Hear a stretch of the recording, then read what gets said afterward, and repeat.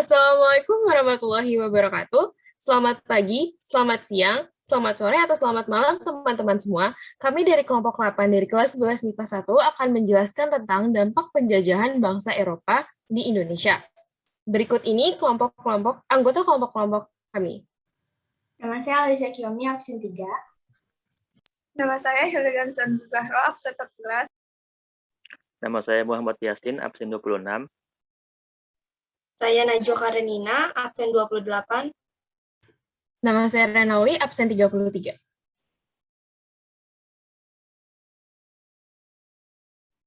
Berikut daftar isi yang akan kita bahas pada presentasi kali ini. Yang pertama bidang politik, yang kedua bidang ekonomi, yang ketiga bidang hukum, yang keempat bidang sosial budaya, dan yang terakhir bidang pendidikan.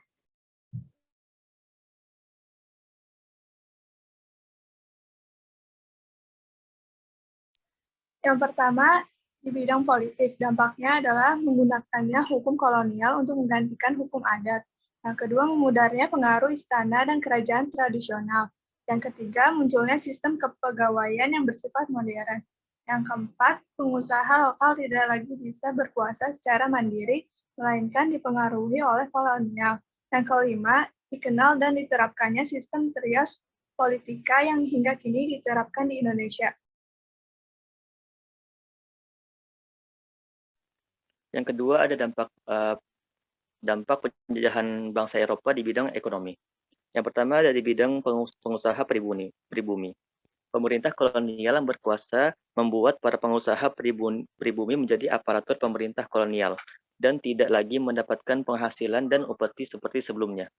Pendapatan mereka diganti dengan gaji menurut ketentuan pemerintah kolonial.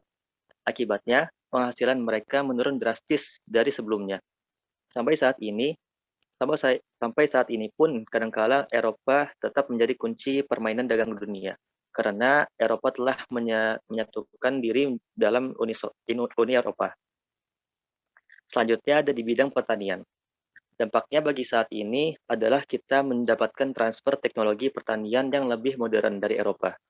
Dengan datangnya bangsa Eropa, masyarakat Indonesia diperkenalkan pada mata uang di masa Raffles menjalankan kebijakan sistem sewa tanah. Selanjutnya, diperkenalkannya uang kertas dan logam mendorong munculnya perbankan modern di Hindia Belanda. Salah satunya adalah The Javanse Bank. Bank modern di Hindia Belanda yang muncul pertama kali dan didirikan di Batavia pada tahun 1878. Lalu bangkitnya kehidupan perekonomian akibat pembangunan jalan raya pos Anyer sampai Padarukan. Selanjutnya, jaringan kereta api muncul dan berkembang di Hindia Belanda sebagai sarana pengantaran hasil perkebunan yang ada di Hindia Belanda serta transportasi masyarakat. Munculnya sistem transportasi ini merupakan dampak kedatangan bangsa Eropa bagi Indonesia yang masih bisa kita gunakan hingga hari ini.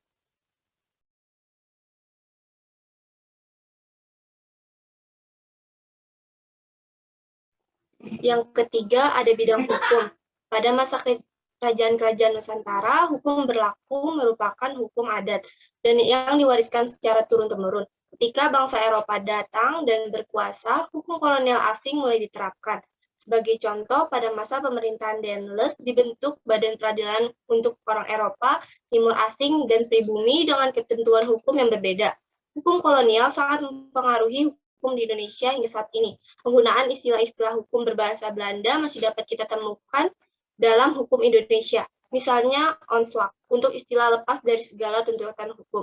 Dengan demikian, dapat disimpulkan bahwa pengaruh kolonialisme dan imperialisme bangsa Eropa terhadap bangsa Indonesia dalam bidang hukum, yaitu mulai diterapkannya hukum kolonial yang menggantikan hukum adat, dibentuknya peradilan yang terpisah dengan ketentuan hukum yang berbeda. Kemudian terdapat istilah hukum berbahasa Belanda dalam hukum Indonesia yang masih dapat ditemui hingga saat ini. Selanjutnya, dalam bidang sosial budaya, di sini saya bagi menjadi dua, yaitu pertama dalam bidang sosial, yaitu munculnya masyarakat yang menganut agama Katolik dan Kristen Protestan, lalu adanya mobilitas sosial, yaitu tumbuhnya golongan Asia dan Asia Timur jauh sebagai pedagang eceran, lalu terbentuknya status sosial. Yang tertinggi adalah Eropa, lalu Asia, dan Timur, yang terakhir adalah kaum pribumi. Lalu yang kedua adalah bidang budaya. Adanya kata-kata serapan seperti contoh buku dari book bahasa Inggris, lalu kelas dari kelas bahasa Belanda, lalu telepon dari bahasa Inggris. Lalu yang kedua adalah adanya gaya arsitektur Indis atau Indische, yaitu perpaduan antara gaya asli Indonesia dengan kolonial Belanda.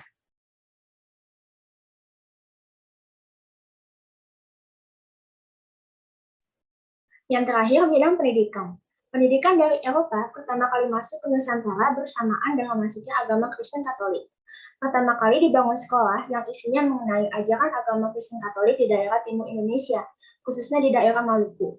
Kemudian, pendidikan mulai dianggap penting setelah adanya kebijakan politik etis, yang mana politik etis ini merupakan kebijakan welas budi yang dibuat untuk mengganti kerugian yang dilakukan oleh pemerintah Belanda dan bertujuan untuk meningkatkan kesejahteraan masyarakat Indonesia.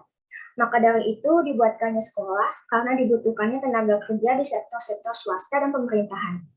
Sekolah-sekolah ini pun mengandung sistem pendidikan barat dan hanya dapat dimasuki oleh kalangan bangsawan. Tak hanya berhenti di situ, pendidikan selanjutnya dibentuk oleh pemerintah kolonial Belanda menjadi sekolah-sekolah kejuruan untuk semua jenis kalangan, tak terkecuali rakyat biasa, sehingga nantinya dapat melahirkan dokter-dokter baru demi mengatasi berbagai jenis penyakit berbahaya di wilayah jajahannya. Barulah setelah itu bermunculan pendidikan tingkat universitas yang ditujukan untuk masyarakat Indonesia dan dapat membawa perubahan dalam perjuangan bangsa Indonesia mencapai kemerdekaan. Sekian dari kelompok kami, maaf jika ada salah kata atau kata yang kurang berkenan. Terima kasih.